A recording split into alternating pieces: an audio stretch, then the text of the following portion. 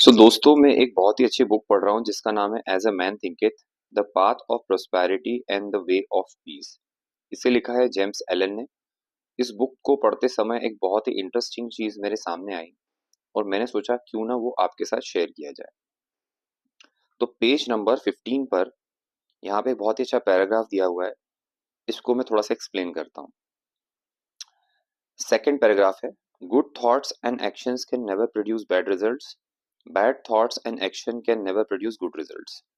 Author यहाँ पे लिखते हैं कि अगर आपकी सोच अच्छी है और अगर आप अच्छे एक्शंस लेते हो, अच्छे कर्म करते हो, तो कभी भी लाइफ में आपको बुरे परिणाम सामने नहीं आएंगे। आगे लिखते हैं author, bad thoughts and actions can never produce good results. अगर आपकी सोच बेकार है और अगर आप बुरे कर्म करते हो, तो आपको लाइफ में कभी भी अच्छे परिणाम देखने को नहीं मिलेंगे। This is but saying that nothing can come from corn but corn, nothing from nettles but nettles.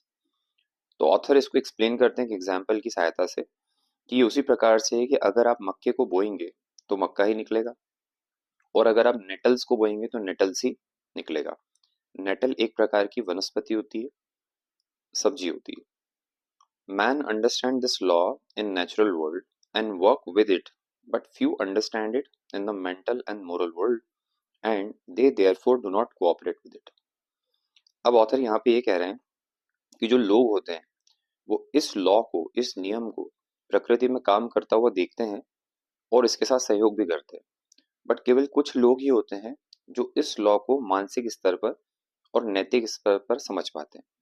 इसीलिए सिर्फ वही लोग इसके साथ कोऑपरेट करते हैं जो इसको समझ पा रहे हैं।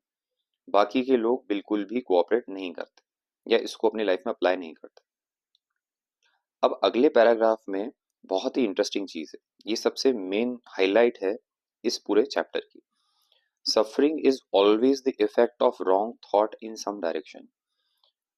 तो ऑथर कह रहे हैं कि जो पीड़ा है वो हमेशा हमारे लाइफ में इसलिए आती है कि कहीं ना कहीं हमने कोई रॉन्ग थॉट या गलत सोच किसी न किसी दिशा में क्रिएट की है, और जो पीड़ा है ये उसी का परिणाम है। ऑथर लिखते हैं आगे, it is an indication that the individual is out of harmony with himself with the law of his being. अब यहाँ पे ऑथर थोड़ा डीप बात कर रहे हैं। वो ये कह रहे हैं कि हर आत्मा या हर इंडिविजुअल बेसिकली देखा जाए तो प्योर है, क्लीन है, डिवाइन है।